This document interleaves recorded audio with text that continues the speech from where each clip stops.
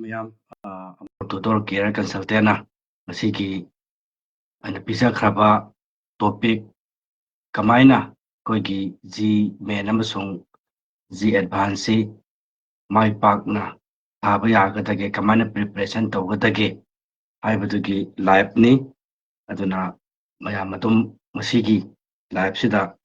ꯑꯩꯈꯣꯏꯅ ꯀꯔꯝꯅ ꯍꯥꯏꯔꯤꯕ ꯑꯦꯛꯖꯥꯝꯁꯤꯡꯁꯤ ꯊꯥꯒꯗꯒꯦ ꯍꯥꯏꯕꯒꯤ ꯑꯗꯨꯒꯤ ꯂꯥꯏꯐꯇ ꯑꯩꯈꯣꯏ ꯄꯨꯟꯅ ꯁꯔꯨꯛ ꯌꯥꯃꯤꯟꯅꯁꯤ.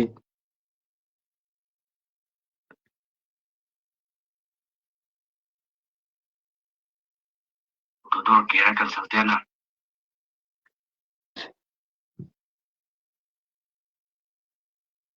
ꯑꯣꯀꯦ, ꯑꯩꯈꯣꯏ ꯉꯁꯤ ꯇꯧꯒꯗꯣꯏꯁꯤ ꯑꯩꯈꯣꯏꯅ ꯍꯥꯏꯖꯈꯤꯕꯒꯨꯝꯅ ꯀꯃꯥꯏꯅ ꯖꯤ ꯃꯦꯟ ꯑꯃꯁꯨꯡ ꯖꯤ ꯑꯦꯗꯚꯥꯟꯁꯁꯤ ꯄ꯭ꯔꯤꯄꯦꯔꯦꯁꯟ ꯇꯧꯒꯗꯒꯦ ꯍꯥꯏꯕ, ꯍꯥꯏꯗꯤ ꯀꯃꯥꯏꯅ ꯑꯩꯈꯣꯏꯅ ꯏꯟꯖꯤꯅꯤꯌꯥꯔꯤꯡ ꯇꯝꯒꯗꯒꯦ ꯍꯥꯏꯕ, ꯅꯠꯇ꯭ꯔꯒ ꯏꯟꯖꯤꯅꯤꯌꯥꯔꯤꯡꯒꯤꯗ ꯃꯈꯜ ꯃꯈꯜ ꯃꯌꯥꯝ ꯂꯩꯈ꯭ꯔꯦ. ꯑꯩꯈꯣꯏꯅ mechanical engineering, electrical engineering, computer engineering, ꯑꯗꯒꯤ ꯁꯣꯐꯋꯦꯌꯔ ꯗꯤꯕꯦꯂꯄꯔ ꯏꯟꯖꯤꯅꯤꯌꯥꯔꯤꯡ, ꯇꯣꯉꯥꯟ ꯇꯣꯉꯥꯟ ꯃꯈꯜꯒꯤ ꯏꯟꯖꯤꯅꯤꯌꯥꯔꯤꯡ ꯀꯣꯔꯁ ꯃꯌꯥꯝ ꯂꯩꯈ꯭ꯔꯦ. ꯑꯩꯈꯣꯏꯒꯤ ꯁꯤꯚꯤꯜ ꯏꯟꯖꯤꯅꯤꯌꯥꯔꯤꯡ, ꯑꯗꯒꯤ ꯑꯥꯔꯀꯤꯇꯦꯛꯆꯔ, ꯇꯥꯎꯟ ꯄ꯭ꯂꯥꯅꯤꯡ, ꯇꯣꯉꯥꯟ ꯇꯣꯉꯥꯟ ꯃꯈꯜꯒꯤ ꯑꯩꯈꯣꯏꯒꯤ ꯂꯩꯔꯤꯕ ꯇꯣꯉꯥꯟ ꯇꯣꯉꯥꯟꯕ ꯑꯩꯈꯣꯏꯒꯤ ꯏꯟꯗꯤꯌꯥꯒꯤ ꯇꯣꯞ ꯏꯟꯁꯇꯤꯇ꯭ꯌꯨꯁꯟ, ꯑꯩꯈꯣꯏꯒꯤ IITꯁꯤꯡ, ꯑꯗꯨꯒ IIITꯁꯤꯡ, ꯑꯗꯒꯤ NITꯁꯤꯡ ꯍꯥꯏꯔꯤꯕꯁꯤꯡꯁꯤꯗ ꯀꯃꯥꯏꯅ ꯑꯩꯈꯣꯏꯒꯤ ꯏꯆꯥꯁꯤꯡꯁꯤ ꯍꯥꯏꯔꯤꯕ ꯑꯦꯛꯖꯥꯝ ꯖꯤꯒꯤ ꯃꯦꯟ ꯑꯃꯁꯨꯡ ꯖꯤ ꯑꯦꯗꯚꯥꯟꯁꯁꯤ ꯄꯥꯁ ꯇꯧ ꯇꯥꯔꯒꯗꯤ ꯀꯔꯝꯕ ꯏꯟꯁꯇꯤꯇ꯭ꯌꯨꯁꯟꯁꯤꯡꯗ ꯇꯝꯒꯗꯒꯦ ꯑꯗꯨꯒ ꯇꯝꯕ ꯌꯥꯒꯗꯒꯦ ꯍꯥꯏꯕꯒꯤ ꯄꯣꯠꯇꯨꯅꯤ ꯆꯥꯎꯔꯥꯛꯄ ꯃꯈꯣꯏ ꯅꯩꯅꯗꯣꯏꯁꯦ. ꯑꯗꯨꯅ ꯏꯆꯥꯁꯤꯡꯅ ꯍꯥꯏꯔꯤꯕ ꯁꯤꯒꯤ ꯏꯟꯖꯤꯅꯤꯌꯥꯔꯤꯡꯁꯤꯗ ꯃꯔꯨꯑꯣꯏꯅ ꯖꯤꯒꯤ ꯄ꯭ꯔꯤꯄꯦꯔꯦꯁꯟ ꯇꯧꯅꯤꯡꯅꯕꯒꯤꯗꯃꯛꯇ, ꯑꯗꯣ ꯃꯃꯥ ꯃꯄꯥꯁꯤꯡꯅ ꯀꯔꯤꯒꯨꯝꯕ ꯃꯁꯤꯒꯤ ꯍꯥꯏꯔꯤꯕ ꯖꯤꯁꯤ ꯄꯥꯁ ꯇꯧꯗꯕ ꯌꯥꯗꯦ, ꯍꯥꯏꯗꯤ ꯏꯟꯖꯤꯅꯤꯌꯥꯔꯤꯡꯁꯤ ꯇꯝꯍꯟꯗꯕ ꯌꯥꯗꯦ ꯀꯥꯏꯅ ꯈꯟꯕ ꯃꯃꯥ ꯃꯄꯥꯁꯤꯡꯅ ꯃꯁꯤꯒꯤꯁꯤ ꯑꯗꯨꯝ ꯑꯩꯈꯣꯏꯒꯤ ꯍꯧꯕꯗꯤ ꯂꯣꯏꯕ ꯐꯥꯎꯕ 20 ꯃꯤꯅꯤꯠꯁꯤꯗ ꯑꯗꯨꯝ ꯃꯤꯠꯌꯦꯡ ꯇꯥꯕꯤꯌꯨ. ꯑꯗꯨꯒ ꯀꯔꯤꯒꯨꯝꯕ ꯑꯩꯈꯣꯏꯒꯤ ꯃꯔꯛꯇ ꯑꯗꯨꯝ ꯀꯣꯏꯁꯟꯒꯨꯝꯕ ꯍꯪꯅꯤꯡꯕ ꯂꯩꯇꯥꯔꯒꯁꯨ ꯆꯥꯠ ꯕꯣꯛꯁꯇ ꯑꯗꯨꯝ ꯑꯩꯈꯣꯏꯒꯤ ꯊꯥꯖꯤꯟꯕꯤꯔꯛꯎ. ꯑꯗꯨꯒ ꯃꯗꯨꯒꯤ ꯀꯣꯏꯁꯟꯗꯨ ꯑꯗꯨꯝ ꯑꯩꯈꯣই ꯈꯨꯝꯅꯕ ꯑꯗꯨꯝ ꯍꯣꯠꯅꯖꯒꯦ. ꯑꯗ ꯇꯦꯜꯂ ꯃꯇꯝ ꯈꯔꯁꯤꯗ ꯑꯩ ꯌꯥꯝꯅ ꯀꯣꯏꯊꯣꯛꯇꯕꯤꯗ ꯀꯃꯥꯏꯅ ꯑꯩꯈꯣꯏꯅ ꯖꯤ ꯄ꯭ꯔꯤꯄꯦꯔꯦꯁꯟꯁꯤ ꯇꯧꯒꯗꯒꯦ ꯍꯥꯏꯕꯁꯤꯅꯤ ꯑꯍꯥꯟꯕꯗ ꯑꯩꯈꯣꯏꯅ ꯌꯦꯡꯒꯗꯣꯏꯁꯦ. ꯑꯩꯈꯣꯏꯅ ꯖꯤ ꯍꯥꯏꯕꯁꯤ ꯖꯣꯏꯟ ꯏꯟꯇ꯭ꯔꯥꯟꯁ ꯑꯦꯛꯖꯥꯃꯤꯅꯦꯁꯟ ꯍꯥꯏꯕꯅꯤ. ꯍꯥꯏꯗꯤ ꯁꯤꯒꯤ ꯑꯦꯛꯖꯥꯃꯤꯅꯦꯁꯟꯁꯤ ꯑꯩꯈꯣꯏꯒꯤ ꯏꯟꯗꯤꯌꯥ ꯑꯄꯨꯝꯕꯒꯤ ꯑꯣꯏꯅ ꯇꯧꯕ ꯑꯗꯨꯒꯨꯝꯂꯕ ꯑꯩꯈꯣꯏꯒꯤ ꯏꯟꯖꯤꯅꯤꯌꯥꯔꯤꯡꯗ, ꯍꯥꯏꯗꯤ IITꯁꯤꯡꯗ, ꯑꯗꯨꯒ IIITꯗ, NITꯗ, ꯑꯃꯁꯨꯡ ꯇꯣꯉꯥꯟ ꯇꯣꯉꯥꯟ ꯃꯈꯜꯒꯤ ꯑꯩꯈꯣꯏꯒꯤ ꯏꯟꯖꯤꯅꯤꯌꯥꯔꯤꯡ ꯀꯣꯔꯁꯁꯤꯡꯁꯤꯗ ꯇꯝꯅꯕꯒꯤꯗꯃꯛꯇ ꯀꯃꯟ ꯑꯣꯏꯅ ꯑꯩꯈꯣꯏꯒꯤ NTA ꯍꯥꯏ. NTA ꯁꯤ ꯑꯩꯈꯣꯏꯒꯤ ꯅꯦꯁꯅꯦꯜ ꯇꯦꯁꯇꯤꯡ ꯑꯦꯖꯦꯟꯁꯤ ꯍꯥꯏꯕꯅꯤ. ꯁꯤꯒꯤ ꯅꯦꯁꯅꯦꯜ ꯇꯦꯁꯇꯤꯡ ꯑꯦꯖꯦꯟꯁꯤꯁꯤꯅ ꯂꯧꯕ ꯑꯦꯛꯖꯥꯝꯁꯤꯗ ꯄꯥꯁ ꯇꯧꯕ ꯃꯊꯧ ꯇꯥꯏ. ꯍꯥꯏꯗꯤ ꯁꯤꯒꯤ ꯅꯦꯁꯅꯦꯜ ꯇꯦꯁꯇꯤꯡ ꯑꯦꯛꯖꯥꯃꯤꯅꯦꯁꯟꯁꯤ ꯅꯠꯇ꯭ꯔꯒ ꯑꯦꯖꯦꯟꯁꯤꯁꯤ ꯑꯩꯈꯣꯏꯒꯤ ꯃꯅꯤꯄꯨꯔꯗ ꯍꯥꯏꯔꯒꯅ ꯑꯩꯈꯣꯏ ꯀ꯭ꯂꯥꯁ 10ꯒꯤꯗꯃꯛꯇ ꯕꯣꯠꯁꯦꯝꯅ ꯂꯧꯔꯤ, ꯑꯗꯨꯒ ꯀ꯭ꯂꯥꯁ 12ꯀꯤꯗꯅ ꯀꯣꯁꯦꯝ ꯂꯧꯔꯤ. ꯑꯗꯒꯤ ꯑꯩꯈꯣꯏꯅ ꯉꯔꯥꯡ ꯅꯩꯅꯈꯤꯕ ꯀꯃꯥꯏꯅ ꯗꯣꯛꯇꯔ ꯇꯝꯒꯗꯒꯦ ꯅꯠꯇ꯭ꯔꯒ ꯀꯃꯥꯏꯅ ꯑꯩꯈꯣꯏꯅ ꯅꯤꯠ ꯑꯦꯛꯖꯥꯃꯤꯅꯦꯁꯟꯁꯤ ꯐꯥꯎꯒꯗꯒꯦ ꯍꯥꯏꯕꯒꯤ ꯉꯔꯥꯡ ꯑꯩꯈꯣꯏ ꯅꯩꯅꯈꯤ. ꯑꯗꯨꯃꯥꯏꯅ ꯇꯧꯗꯅ ꯁꯤꯒꯤ ꯅꯤꯠ ꯑꯦꯛꯖꯥꯝꯗꯨꯗꯗꯤ ꯑꯩꯈꯣꯏꯅ ꯑꯩꯈꯣꯏꯒꯤ CBSEꯅ ꯂꯧꯕ, ꯑꯁꯨꯃꯥꯏꯅ ꯉꯁꯥꯏꯒꯤ ꯃꯥꯒꯤ ꯕꯣꯠꯇꯨꯒꯤ ꯃꯇꯨꯡ ꯏꯟꯅ ꯍꯥꯏꯔꯤꯕ ꯑꯦꯛꯖꯥꯝꯁꯤꯡꯁꯤ ꯃꯈꯣꯏꯅ ꯀꯟꯗꯛ ꯇꯧꯏ. ꯑꯗꯨꯅ ꯁꯤꯒꯤ ꯖꯤꯒꯤ ꯑꯦꯛꯖꯥꯝꯁꯤ ꯀꯟꯗꯛ ꯇꯧꯅꯕꯒꯤꯗꯃꯛꯇ ꯖꯤꯒꯤ ꯃꯦꯟꯅꯤꯀꯣ. ꯖꯤ ꯃꯦꯟꯁꯤ ꯀꯟꯗꯛ ꯇꯧꯅꯕꯒꯤꯗꯃꯛꯇ NTNꯁꯤꯅ, ꯍꯥꯏꯗꯤ ꯅꯦꯁꯅꯦꯜ ꯇꯦꯁꯇꯤꯡ ꯑꯦꯖꯦꯟꯁꯤꯁꯤꯅ ꯆꯍꯤ ꯑꯃꯗ ꯑꯅꯤꯔꯛ ꯉꯁꯥꯏꯒꯤ ꯖꯤ ꯃꯦꯟꯁꯤ ꯃꯈꯣꯏꯅ ꯂꯧꯒꯅꯦꯕ, ꯍꯥꯏꯗꯤ ꯑꯦꯛꯖꯥꯝ ꯄꯥꯡꯊꯣꯛꯀꯅꯤ ꯍꯥꯏꯕꯅꯤ. ꯁꯤꯒꯤ ꯖꯤ ꯃꯦꯟꯁꯤ ꯀꯃꯥꯏꯅ ꯑꯩꯈꯣꯏꯅ ꯄ꯭ꯔꯤꯄꯦꯔꯦꯁꯟ ꯇꯧꯔꯒ ꯍꯥꯏꯗꯤ ꯖꯤ ꯃꯦꯟꯁꯤ ꯄꯥꯁ ꯇꯧꯔ ꯃꯇꯨꯡꯗ ꯖꯤ ꯑꯦꯗꯚꯥꯟꯁ ꯍꯥꯏꯕ ꯑꯃ ꯂꯩ. ꯁꯤꯒꯤ ꯖꯤ ꯑꯦꯗꯚꯥꯟꯁꯁꯤ ꯑꯃꯨꯛ ꯇꯝꯗꯣꯏꯅꯤ. ꯑꯗꯨꯅ ꯁꯤꯒꯤ ꯖꯤ ꯃꯦꯟꯁꯤ ꯀꯔꯤꯅꯣ ꯍꯥꯟꯅ ꯑꯩꯈꯣꯏ ꯈꯪꯉꯁꯤ, ꯑꯗꯨꯒ ꯖꯤ ꯑꯦꯗꯚꯥꯟꯁꯁꯤꯅ ꯀꯔꯤꯅꯣꯅ ꯉꯁꯤꯒꯤꯗꯤ ꯅꯩꯅꯔꯁꯤ. ꯑꯗꯨꯒ ꯀꯔꯝꯕ ꯁꯤꯂꯦꯕꯁꯁꯤꯡ, ꯑꯗꯨꯒ ꯃꯥꯒꯤ ꯀꯣꯇꯥꯁꯤꯡ ꯅꯠꯇ꯭ꯔꯒꯅ ꯃꯥꯒꯤ ꯇꯣꯉꯥꯟ ꯇꯣꯉꯥꯟꯕ ꯃꯈꯜꯒꯤ ꯉꯁꯥꯏꯒꯤ ꯃꯆꯥꯛꯁꯤꯡꯗꯨꯗꯤ ꯇꯦꯟꯈ꯭ꯔ ꯃꯇꯝ 20 ꯃꯤꯅꯤꯠꯁꯇꯗꯤ ꯐꯪꯉꯣꯏ. ꯑꯗꯨꯅ ꯃꯗꯨꯒꯤ ꯁꯔꯨꯛꯇꯨꯅ ꯂꯥꯛꯀꯗꯕ ꯃꯇꯝꯁꯤꯡꯗ ꯑꯩꯈꯣꯏ ꯑꯗꯨꯝ ꯅꯩꯅꯔꯛꯈꯤꯅꯤ. ꯑꯗꯨꯅ ꯑꯩꯈꯣꯏꯒꯤ ꯃꯃꯥ ꯃꯄꯥ ꯑꯣꯏꯕꯁꯤꯡꯅꯁꯨ ꯑꯗꯨꯝ ꯐꯣꯂꯣ ꯇꯧꯕꯤꯔꯒ ꯑꯗꯨꯝ ꯅꯨꯃꯤꯠ ꯈꯨꯗꯤꯡꯒꯤ ꯑꯩꯈꯣꯏꯅ ꯂꯥꯏꯐ ꯐꯥꯔꯤꯕꯁꯤꯗ ꯁꯔꯨꯛ ꯌꯥꯕꯤꯔꯒ ꯈꯪꯅꯤꯡꯕ ꯀꯦꯔꯤꯌꯔꯁꯤꯡꯗꯨ ꯑꯗꯨꯝ ꯈꯪꯕꯤꯕ ꯌꯥꯏ. ꯑꯗꯨꯒ ꯍꯪꯅꯤꯡꯕ ꯂꯩꯔꯒꯁꯨ chat box ta dom thajalaga thambiu madugi paikhathaningba topic sing natragana career jing exam sing leiba taraga su mama poiba sing adum hariba do chat box ta thajalaga thambiu matang sabada adugi career option du akhoi sungsoi soidana maki neinarakani hojikti akhoi na Gmain si kamaina thagata ki haibado akhoi hajarage Gmain si engineering pass tawna bitamakta maroina akhoi gi NIT da NIT haji National Institution of Technology haibani asi ja akhoi gi takyan da akhoi Manipur gi tum leiri adagi triple IT Indian Institution of Information Technology triple IT gumba adagi GFTS hai koi haibadi GFTI hai haibadi governmented funded technology institution haidi akhoi gi kano private farm haiba tare private ki akhoi gi tongan tongan makhal ki engineering tamnaba mayam layeba dariba mayam sina akhoi na GFTI haibasigi makha thari government funded tawraga linkhatpa aduga private institution mayam layri akhoi India da hariba singsida saigi admission tawnabi tamakta sigi exam si pass tawdaba yadi sigi exam si pass tawnabi tamakta magi eligibility je angang sigi eligibility je class 12 pass tawba oigata waiba angang si class 12 si appear tawba kasu kai blai te final p bagi appear tawba to natragana class 12 si pass tawba oigata ban aduga masida karam ba subject sing si khwaidagi hena maru oi haibatu ai haijage akhoina masidadi physics chemistry math haidi PCM haida PCMC am maru oi physics chemistry math sigi physics chemistry math si yamna maru oina hariba sigi Gmain se hanabgi damakta asuki matik maru oi gare sigi Gmain si da math sini khwaidagi hena mu maru oi se khwaidagi maru oi math si angang sing si yam hainaraba yamna mangonda math ki skills je akoina mathematical intelligence kawi sigi mathematical intelligence si isa sing si pi ngai dagi sengkat pi pi yai karigo pi ngai dagi angang sing si mathematical intelligence si adum lehan biraga lakpa taragadi angang si akoina G examination si prepare tahon bada problem laite aduga akoina physics haiba tare physics is yam maru oi maramdi engineer sida mana orakato si mechanical engineer oi bi ai my specialization du budi mana adum ma low bi ai adugidi any problem laite aduna mana mechanical engineering oi gi haibra natragana civil engineering oi gi haibra natragana electronical engineering oi gi haibra computer engineering oi gi haibra mana tamningi ba trade tu budi mayam lai jara adu tamningi ba trade si sagi hariba Gmain si powder budi yadieba sigi Gmain si powder budi tamakta chemistry si jama thau tai physics chemistry math chemistry si khwaidagi hena maru orisi akoina designing tawpa adagi tongan tong makhal ki akoigi semkat sagalakpa adagi tongan tong mayam sing sida chemistry ki asoba mafam makali aduna chemistry si yana maru oiba subject aman oi aduga physics isu yana maru oiba subject ama oi aduga mathematics isu yana maru oiba subject ama oi hariba subject sing si angang sing sina fajana makoina preparation tawrpa taragadi hariba Gmain exam si pass tawba ngamni adudi sigi Gmain exam si sahi mada mi kayamu pass tawba hadi selection natagana cut off mark tawraga selected tawbagi haibasini aduna asigi hariba exam si sahi khudingi mi lising hadi mi lakh tara dagina lakh 33 hatane mi ji lakh tara dagina lakh 33 si every year khudingi sigi Gmain exam si makoina thanabi damakta preparation taweba adum thai hariba exam sida aikoigi mi kaya pass taw bagi nata mi kaya khagat kadagi hakanda 2,50,000 si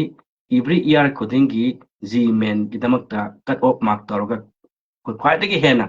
saigi all India gi oin haitare all India gi oina khwaidagi hena mark wangaba mi lakh aniga hari satra student lakh ani makhai gi khagi kani sigi lakh ani makhai si hankalaba pass tawraba angang khudimak singsi India da lariba akoigi NIT sing adagi triple ITs adagi ꯑꯩꯅ ꯍꯥꯏꯖꯕ ꯒꯚꯔꯟꯃꯦꯟꯠꯅ funded ꯇꯧꯕ private institution ꯑꯩꯈꯣꯏꯒꯤ engineering ꯀꯣꯂꯦꯖꯁꯤꯡ ꯑꯁꯤꯗ ꯃꯈꯣꯏ ꯃꯤꯡ ꯆꯟꯕ ꯌꯥꯒꯗꯣꯏꯅꯤ ꯏꯁꯝ ꯁꯝꯅ ꯑꯩꯈꯣꯏꯒꯤ ꯃꯅꯤꯄꯨꯔꯒꯤ NIT ꯂꯩꯔꯤ ꯀꯣ ꯃꯅꯤꯄꯨꯔꯒꯤ NITꯗ ꯑꯩꯈꯣꯏ ꯃꯅꯤꯄꯨꯔꯒꯤ ꯀꯣꯇꯥꯗ ꯑꯗꯨꯝ ꯆꯟꯕ ꯌꯥꯒꯗꯣꯏꯅꯤ ꯑꯗꯨꯅ ꯏꯟꯗꯤꯌꯥ ꯄꯨꯝꯕꯒꯤ ꯑꯣꯏꯅ ꯃꯤ 2,00,000ꯒ ꯍꯥꯏꯗꯤ ꯁꯥꯇ꯭ꯔ 2,02,000ꯗꯤ ꯀ꯭ꯋꯥꯂꯤꯐꯥꯏ ꯇꯧꯍꯟꯒꯅꯦꯕ ꯁꯤꯒꯤ ꯀ꯭ꯋꯥꯂꯤꯐꯥꯏ ꯇꯧꯔꯕ ꯑꯉꯥꯡꯁꯤꯡꯁꯤ ꯄꯥꯁ ꯇꯧꯔꯕ ꯑꯉꯥꯡꯁꯤꯡꯁꯤ ꯍꯧꯖꯤꯛꯀꯤ ꯍꯥꯏꯔꯤꯕ ꯏꯟꯗꯤꯌꯥꯒꯤ institution khudimꯛꯁꯤꯡꯁꯤꯗ ꯃꯈꯣꯏ admission ꯇꯧꯕ ꯌꯥꯔꯦ yes ꯃꯅꯤꯄꯨꯔꯒꯤ ꯇꯣꯉꯥꯟ-ꯇꯣꯉꯥꯟꯕ counseling ꯇꯧꯔꯒ ꯃꯥꯒꯤ mark ranking ꯗꯨꯒꯤ ꯃꯇꯨꯡ ꯏꯟꯅ ꯃꯅꯤꯄꯨꯔꯒꯤ ꯀꯣꯇꯥ ꯃꯁꯤꯡ ꯂꯩꯖꯩ ꯑꯗꯨꯗꯤ ꯌꯥꯝ ꯀꯨꯞꯅ ꯑꯩ ꯃꯐꯝꯁꯤꯗ ꯊꯝꯖꯔꯔꯣꯏꯒꯦ ꯍꯦꯟꯅ ꯃꯁꯤꯒꯤ ꯃꯇꯥꯡꯗ ꯈꯪꯅꯤꯡꯉꯒꯗꯤ ꯑꯩ ꯑꯣꯐꯤꯁꯇ ꯑꯗꯨꯝ ꯂꯥꯛꯑꯒ ꯍꯥꯏꯕꯗꯤ door to door career consultant ꯊꯧꯕꯥꯜꯗ ꯂꯥꯛꯑꯒ ꯌꯥꯝ ꯀꯨꯞꯅ ꯑꯗꯨꯝ ꯈꯟꯅꯕ ꯌꯥꯏ ꯃꯗꯨꯒꯤꯗꯨ ꯑꯩꯅꯁꯨ ꯍꯦꯜꯞ ꯇꯧꯖꯒꯦ ꯑꯗꯨ ꯃꯇꯥꯡꯁꯤ ꯊꯝꯅꯤꯡꯉꯤꯕꯗꯤ ꯉꯁꯥꯏꯒꯤ ꯁꯤꯒꯤ G mainꯁꯦ pass ꯇꯧꯔꯕ ꯃꯇꯨꯡꯗ G advance pass ꯇꯧꯗꯣꯏꯅꯦꯕ ꯁꯤꯒꯤ G advance pass ꯇꯧꯔꯕ ꯑꯩꯈꯣꯏ ꯏꯆꯥ ꯏꯁꯨꯁꯤꯡꯁꯤ ꯈꯨꯠꯅ ꯁꯔꯒ ꯂꯥꯝ ꯐꯪꯕ ꯑꯗꯨ ꯍꯦꯛ ꯑꯣꯏꯔꯕꯅꯤ ꯃꯔꯝꯗꯤ ꯀꯩꯅꯣ ꯀꯥꯟꯗ ꯃꯁꯤꯒꯤ G advance ꯌꯥꯝ ꯂꯨꯕ ꯏꯟꯗꯤꯌꯥꯒꯤ ꯑꯩꯈꯣꯏꯒꯤ G advance ꯁꯤ ꯄ꯭ꯔꯤꯊꯤꯕꯤꯒꯤ ꯈ꯭ꯋꯥꯏꯗꯒꯤ ꯑꯔꯨꯕ ꯑꯦꯛꯖꯥꯝꯁꯤꯡꯒꯤ ꯃꯅꯨꯡꯗ ꯑꯃꯅꯤ ꯍꯥꯏꯅ ꯂꯧꯅꯔꯤꯕ ꯍꯥꯏꯗꯤ ꯄ꯭ꯔꯤꯊꯤꯕꯤꯗ ꯂꯩꯔꯤꯕ ꯂꯩꯄꯥꯛ ꯈꯨꯗꯤꯡꯃꯛꯁꯤꯡ ꯑꯁꯤꯒꯤ ꯄꯥꯡꯊꯣꯛꯂꯤꯕ ꯑꯦꯛꯖꯥꯝꯁꯤꯡ ꯑꯁꯤꯗꯒꯤ ꯈ꯭ꯋꯥꯏꯗꯒꯤ ꯍꯦꯟꯅ ꯂꯨꯕ ꯑꯦꯛꯖꯥꯝꯁꯤꯡꯒꯤ ꯃꯅꯨꯡꯗ G advance ꯁꯤ ꯃꯊꯧ ꯃꯅꯨꯡ ꯆꯜꯂꯦꯕ ꯃꯁꯤꯒꯤ G advance ꯁꯤꯒꯤ G advance ꯄꯥꯁ ꯇꯧ ꯇꯥꯔꯒꯗꯤ ꯍꯥꯏꯗꯤ ꯁꯤ G advance ꯁꯤ ꯀꯅꯥꯅ ꯊꯥꯕ ꯌꯥꯏ ꯑꯝꯇ ꯑꯩ ꯍꯥꯏꯖꯔꯝꯒꯦ ꯁꯤꯒꯤ G advance ꯉꯁꯥꯏ G mainꯗ ꯃꯤ 2,500,000 ꯄꯥꯁ ꯇꯧꯈꯤꯕꯗꯣ ꯑꯗꯨꯒꯤ ꯑꯉꯥꯡ ꯈꯛꯇꯅ ꯊꯥꯕ ꯌꯥꯒꯅꯦꯕ ꯍꯥꯏꯕꯗꯤ ꯁꯤꯒꯤ G advance ꯄꯥꯁ ꯇꯧꯅꯕꯒꯤꯗꯃꯛꯇ G main ꯄꯥꯁ ꯇꯧꯔꯛꯄ ꯃꯊꯧ ꯇꯥꯏꯌꯦꯕ G main ꯄꯥꯁ ꯇꯧꯔꯕ ꯑꯉꯥꯡ ꯈꯛꯇꯃꯛꯅ ꯁꯤꯒꯤ second stage-ꯀꯤ examination G advance pass ꯇꯧꯕ ꯌꯥꯗꯣꯏꯅꯦꯕ ꯑꯗꯨꯅ ꯁꯤꯒꯤ G advance ꯁꯤ ꯀꯩꯅꯣꯝ pass ꯇꯧ ꯇꯥꯔꯒꯗꯤ ꯑꯩꯈꯣꯏꯒꯤ IIT ꯑꯩꯈꯣꯏ ꯏꯟꯗꯤꯌꯥꯒꯤ ꯏꯟꯗꯤꯌꯟ ꯀꯣꯟꯁꯇꯤꯇ꯭ꯌꯨꯁꯟꯅ ꯂꯤꯡꯈꯠꯄ ꯍꯥꯏꯗꯤ ꯏꯟꯗꯤꯌꯥꯒꯤ ꯄꯥꯔꯂꯤꯌꯥꯃꯦꯟꯠꯅ ꯑꯌꯥꯕ ꯄꯤꯔꯒ fully funded ꯇꯧꯔꯒ ꯂꯤꯡꯈꯠꯄ IIT 19 ꯑꯩꯈꯣꯏꯒꯤ ꯏꯟꯗꯤꯌꯥꯗ ꯂꯩ ꯑꯩꯈꯣꯏ ꯃꯅꯤꯄꯨꯔꯗ ꯂꯩꯇꯦ ꯑꯩꯈꯣꯏꯒꯤ ꯏꯟꯗꯤꯌꯥꯗ ꯍꯧꯖꯤꯛꯀꯤ ꯇꯣꯉꯥꯟ-ꯇꯣꯉꯥꯟꯕ ꯑꯩꯈꯣꯏ ꯃꯗ꯭ꯔꯥꯁꯀ ꯍꯥꯏꯔꯤꯕ IIT Bombay AIT Madras AIT Kolkata AIT Delhi AIT ꯉꯁꯥꯏꯒꯤ ꯕꯦꯡꯒ꯭ꯂꯣꯔ ꯃꯌꯥꯝ ꯃꯈꯜ ꯂꯩꯈ꯭ꯔꯦ ꯍꯥꯏꯔꯤꯕ ꯑꯁꯤ ꯑꯩꯈꯣꯏꯒꯤ ꯅꯣꯔꯠ ꯏꯁꯀꯤ ꯑꯦꯛꯁꯦꯞ ꯑꯩꯈꯣꯏꯒꯤ ꯒꯨꯋꯥꯍꯥꯇꯤꯗ ꯑꯩꯈꯣꯏꯒꯤ ꯂꯩ ꯅꯣꯔꯠ ꯏꯁꯀꯤ ꯑꯣꯏꯅꯗꯤ ꯑꯗꯨꯒ ꯃꯁꯤ ꯖꯣꯟ 8 ꯈꯣꯠꯅ ꯈꯥꯏꯗꯣꯛꯑꯦꯀꯣ 7 ꯖꯣꯟ ꯂꯩꯒꯅꯤ ꯍꯥꯏꯔꯤꯕ ꯁꯤꯒꯤ 7 ꯖꯣꯟꯁꯤꯗꯒꯤ ꯃꯈꯣꯏꯒꯤ ꯑꯣꯖꯥꯁꯤꯡꯁꯤꯅ ꯁꯤꯒꯤ IIT ꯁꯤꯡꯁꯤꯗ ꯃꯤꯡ ꯆꯟꯅꯕꯒꯤꯗꯃꯛꯇ ꯀꯣꯏꯁꯟꯁꯤ ꯃꯈꯣꯏꯅ ꯁꯦꯝꯒꯅꯦꯕ ꯁꯤꯒꯤ ꯀꯣꯏꯁꯟꯁꯤ ꯑꯉꯥꯡꯁꯤꯡꯁꯤꯅ ꯉꯁꯥꯏꯒꯤ ꯃꯤ ꯁꯥꯇ꯭ꯔ 2,02,050 ꯄꯥꯁ ꯇꯧꯔꯛꯄꯗꯣ ꯃꯈꯣꯏꯁꯤꯡ ꯑꯗꯨꯅ ꯊꯥꯒꯗꯕ ꯉꯁꯥꯏꯒꯤ ꯀꯣꯏꯁꯟ ꯁꯦꯝꯒꯅꯤ ꯍꯥꯏꯕꯅꯤ ꯏꯁ ꯑꯣꯀꯦ ꯃꯥꯅ ꯑꯩ IIT ꯕꯣꯝꯕꯦꯗ tameningde ꯅꯠꯇ꯭ꯔꯒꯅ IIT ꯃꯗ꯭ꯔꯥꯁ ꯇꯝꯅꯤꯡꯗꯦ ꯑꯩ ꯏꯟꯗꯤꯌꯥꯒꯤ ꯈ꯭ꯋꯥꯏꯗꯒꯤ ꯍꯦꯟꯅ ꯇꯣꯞ ꯔꯦꯡꯀꯤꯡ ꯑꯣꯏꯔꯤꯕ 23ꯒꯤ ꯃꯅꯨꯡꯁꯤꯗ ꯑꯩ ꯇꯝꯅꯤꯡꯗꯦ ꯍꯥꯏꯇꯥꯔꯒꯁꯨ ꯀꯩꯁꯨ ꯀꯥꯏꯗꯦꯀꯣ ꯑꯗꯨꯕꯨ ꯃꯥꯅ ꯃꯥꯏ ꯀꯦꯔꯤꯌꯔꯁꯤ ꯈ꯭ꯋꯥꯏꯗꯒꯤ ꯍꯦꯟꯅ ꯏꯟꯗꯤꯌꯥꯒꯤ ꯇꯣꯞ ꯔꯦꯡꯀꯤꯡ ꯑꯣꯏꯕ ꯁꯤꯒꯤ IIT ꯏꯟꯗꯤꯌꯥꯒꯤ ꯄꯥꯔꯂꯤꯌꯥꯃꯦꯟꯠꯅ ꯂꯤꯡꯈꯠꯂꯤꯕ ꯃꯁꯤꯗ ꯉꯁꯥꯏꯒꯤ ꯇꯝꯒꯦ ꯍꯥꯏꯇꯥꯔꯒꯗꯤ ꯑꯩꯈꯣꯏꯒꯤ ꯑꯉꯥꯡꯁꯤ ꯏꯆꯥꯁꯤꯡꯁꯤ ꯃꯔꯥꯏꯕꯛ ꯊꯝꯕꯥꯜ ꯁꯥꯠꯂꯕꯅꯤ ꯈ꯭ꯋꯥꯏꯗꯒꯤ ꯋꯥꯡꯕ ꯉꯁꯥꯏꯒꯤ ꯁꯦꯂꯔꯤ ꯐꯪꯒꯅꯤ ꯈ꯭ꯋꯥꯏꯗꯒꯤ ꯆꯥꯎꯕ ꯊꯕꯛ ꯐꯪꯒꯅꯤ ꯏꯁꯝ ꯁꯝꯅ ꯑꯩꯈꯣꯏꯒꯤ ꯏꯟꯗꯤꯌꯥꯒꯤ ꯇꯣꯉꯥꯟ-ꯇꯣꯉꯥꯟꯕ ꯉꯁꯥꯏꯒꯤ ꯁꯤꯒꯤ IIT 19 ꯑꯐꯕ ꯃꯌꯥꯝ ꯂꯩꯈ꯭ꯔꯦ ꯍꯥꯏꯔꯤꯕꯁꯤꯡꯁꯤꯗ ꯇꯝꯃꯛꯄ ꯁꯥꯇ꯭ꯔ ꯉꯥꯛꯇꯅꯤ ꯑꯩꯈꯣꯏꯒꯤ ꯄ꯭ꯔꯤꯊꯤꯕꯤꯒꯤ ꯑꯆꯧ-ꯑꯆꯧꯕ ꯒ꯭ꯂꯣꯕꯦꯜꯂꯤ ꯃꯜꯇꯤꯅꯦꯁꯅꯦꯜ ꯀꯝꯄꯅꯤꯁꯤꯡꯁꯤꯗ ꯋꯥꯔꯛ ꯇꯧꯔꯤꯁꯦ ꯂꯥꯏꯛ ꯐꯣꯔ ꯑꯦꯛꯖꯥꯝꯄꯜ ꯁꯨꯟꯗꯔ ꯄꯤꯆꯥꯏ ꯍꯥꯏꯔꯤꯕ ꯑꯩꯈꯣꯏꯒꯤ ꯒꯨꯒꯜꯒꯤ CEO ꯁꯤ ꯑꯩꯈꯣꯏꯒꯤ IIT ꯃꯗ꯭ꯔꯥꯁꯇ ꯇꯝꯃꯛꯄ ꯁ꯭ꯇꯨꯗꯦꯟꯠ ꯑꯃꯅꯤ ꯑꯗꯒꯤ ꯇꯣꯉꯥꯟ-ꯇꯣꯉꯥꯟꯕ ꯑꯩꯈꯣꯏꯒꯤ ꯄꯦꯞꯁꯤꯀꯣꯒꯤ ꯂꯩꯔꯤꯕ ꯑꯇꯣꯞ-ꯑꯇꯣꯞꯄ ꯑꯆꯧ-ꯑꯆꯧꯕ ꯀꯝꯄꯅꯤ ꯃꯌꯥꯝꯁꯤꯡꯁꯤꯗꯒꯤ ꯍꯧꯖꯤꯛ CEO ꯑꯣꯏꯔꯤꯕ ꯑꯗꯒꯤ ꯃꯦꯅꯦꯖꯤꯡ ꯗꯥꯏꯔꯦꯛꯇꯔ ꯑꯣꯏꯔꯤꯕ ꯑꯇꯣꯞ-ꯑꯇꯣꯞꯄ ꯃꯌꯥꯝꯁꯤꯡꯁꯤ ꯁꯤꯒꯤ IIT ꯉꯁꯥꯏꯒꯤ 23 ꯑꯩꯈꯣꯏ ꯏꯟꯗꯤꯌꯥꯒꯤ ꯂꯩꯔꯤꯁꯦ ꯃꯁꯤꯗꯒꯤ ꯇꯝꯃꯛꯄ ꯁꯥꯇ꯭ꯔꯁꯤꯡꯅꯦꯕ ꯑꯗꯨꯅ ꯁꯤꯒꯤꯁꯤ ꯌꯥꯝꯅ ꯃꯤꯅ ꯇꯝꯒꯦ ꯐꯪꯗꯕ ꯌꯥꯝ ꯂꯨꯕ ꯑꯦꯛꯖꯥꯝ ꯑꯃꯅꯦꯕ ꯁꯤꯒꯤ ꯑꯦꯛꯖꯥꯝꯁꯤ ꯏꯆꯥꯁꯤꯡꯁꯤ ꯀꯔꯤꯒꯨꯝꯕ ꯐꯥꯎꯕ ꯉꯝꯃꯣꯏ ꯍꯥꯏꯕ ꯅꯠꯇꯦꯀꯣ ꯐꯥꯎꯕ ꯇꯥꯔꯒꯗꯤ ꯑꯁꯨꯛꯀꯤ ꯃꯇꯤꯛ ꯌꯥꯝꯅ ꯄ꯭ꯔꯤꯚꯤꯂꯦꯖ ꯋꯥꯡꯉꯅꯤ ꯌꯥꯝꯅ ꯄ꯭ꯔꯣꯐꯥꯏꯜ ꯋꯥꯡꯗꯣꯏꯅꯦꯕ ꯃꯥꯒꯤ ꯂꯥꯏꯐꯇ ꯑꯗꯨꯅ ꯁꯤꯒꯤ ꯍꯥꯏꯔꯤꯕ ꯏꯟꯗꯤꯌꯥꯒꯤ ꯂꯩꯔꯤꯕ IIT 19ꯁꯦ ꯃꯁꯤꯗ ꯆꯍꯤ ꯑꯃꯗ ꯃꯥꯒꯤ ꯁꯤꯠ ꯃꯁꯤꯡꯁꯦ ꯀꯌꯥꯝ ꯇꯣꯇꯦꯜ ꯂꯧꯏ ꯍꯥꯏꯔꯀꯥꯟꯗ 2014ꯗ ꯗꯦꯇꯥ ꯑꯃꯇꯪ ꯍꯥꯏꯖꯒꯦ ꯆꯥꯎꯔꯥꯛꯄ ꯑꯃꯀꯣ 2024ꯗ ꯃꯤ 13,990 ꯑꯦꯗꯃꯤꯁꯟ ꯇꯧꯈꯤꯕ ꯄꯨꯟꯅ ꯍꯥꯏꯗꯤ ꯃꯤ ꯊꯥꯕꯁꯤꯅ ꯃꯤ 2,02,50 ꯍꯥꯏꯔꯁꯤ 2,02,50ꯁꯤꯗꯒꯤ ꯍꯧꯖꯤꯛꯀꯤ ꯁꯣꯝꯇꯒꯤ ꯁꯦꯂꯦꯛꯁꯟ ꯇꯧꯔꯤꯁꯦ ꯈ꯭ꯋꯥꯏꯗꯒꯤ ꯃꯥꯔꯛ ꯋꯥꯡꯕ ꯍꯥꯏꯇꯥꯔꯦ ꯂꯤꯁꯤꯡ ꯇꯔꯥꯒ ꯇꯔꯦꯠꯀ ꯆꯥꯇ꯭ꯔꯦꯠ ꯅꯤꯐꯨ 2014ꯗ ꯁꯦꯂꯦꯛ ꯇꯧꯈꯤ ꯑꯗꯣ ꯍꯟꯗꯛꯀꯤ 2020ꯒ 5ꯁꯤꯗ ꯃꯤ 19,900 ꯁꯦꯂꯦꯛ ꯇꯧꯋꯦꯕ ꯑꯗꯨꯒ ꯁꯤꯒꯤꯁꯤ ꯀ꯭ꯋꯥꯂꯤꯐꯥꯏ ꯇꯧꯕ ꯍꯥꯏꯂꯩꯀꯣ ꯀ꯭ꯋꯥꯂꯤꯐꯥꯏ ꯇꯧꯕꯁꯤꯅ ꯆꯥꯎꯔꯥꯛꯅ ꯑꯗꯨꯝ ꯏꯚ꯭ꯔꯤ ꯏꯌꯥꯔꯒꯤ ꯃꯁꯤꯒꯤ ꯑꯦꯛꯖꯥꯝꯁꯤꯗ ꯀ꯭ꯋꯥꯂꯤꯐꯥꯏ ꯇꯧꯕꯁꯤ ꯃꯤ 9,50,000 ꯃꯨꯛꯇꯤ ꯑꯗꯨꯝ ꯃꯤ 2,250,000ꯁꯤꯗꯒꯤ ꯃꯤ 30,000 ꯃꯨꯛ ꯆꯥꯡꯗꯤ ꯑꯗꯨꯝ ꯀ꯭ꯋꯥꯂꯤꯐꯥꯏ ꯇꯧꯖꯩꯌꯦꯕ ꯑꯗꯨ ꯇꯥꯔꯗꯤ ꯌꯦꯡꯁꯤꯀꯣ ꯀꯌꯥꯝ ꯌꯥꯝꯅ ꯁꯤꯒꯤ ꯑꯦꯛꯖꯥꯝꯁꯤ ꯀꯝꯄꯤꯇꯤꯇꯤꯚ ꯑꯣꯏꯒꯦꯁꯦ ꯃꯤ 50,000 ꯄꯥꯁ ꯇꯧ ꯇꯥꯔꯒꯁꯨ ꯑꯦꯗꯃꯤꯁꯟ ꯇꯧꯕ ꯐꯪꯉꯤꯁꯤꯗꯤ ꯁꯣꯝꯇꯒꯤ 18,000ꯅꯤ ꯍꯥꯏꯔꯁꯦ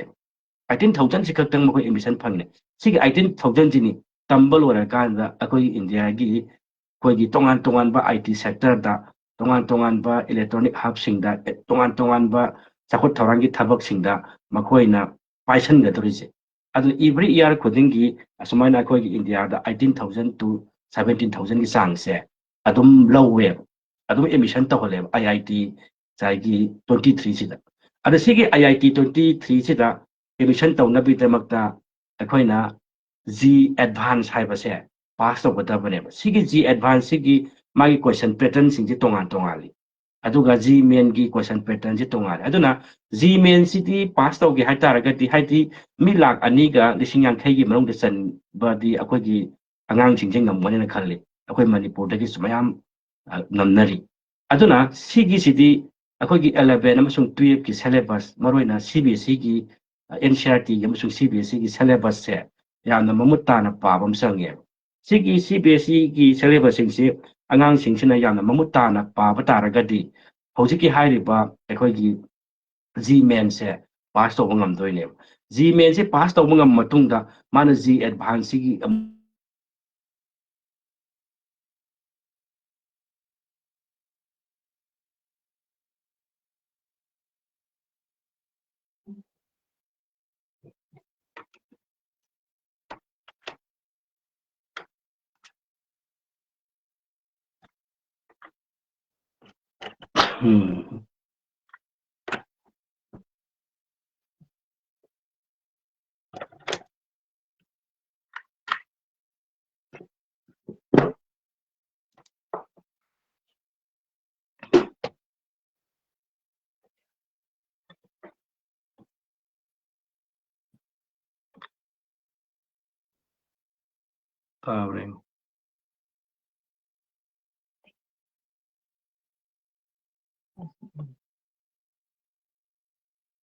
Okay.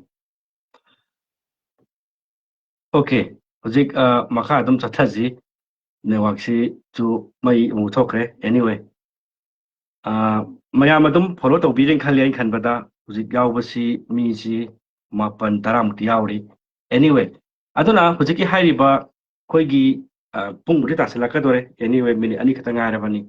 ꯍꯥꯏꯔꯤꯕ ꯁꯤꯒꯤ G Advance ꯑꯃꯁꯨꯡ G Mainꯁꯦ ꯑꯩꯈꯣꯏꯅ ꯃꯄꯨꯡ ꯐꯥꯅ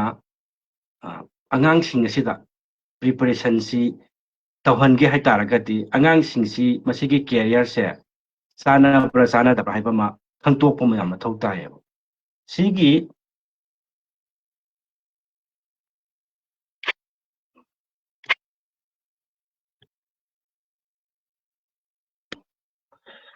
ꯀꯦꯔꯤꯌꯔꯁꯤ ꯀꯔꯤꯒꯨꯝꯕ ꯆꯥꯅꯗꯕ ꯇꯥꯔꯒꯗꯤ ꯑꯩꯈꯣꯏꯒꯤ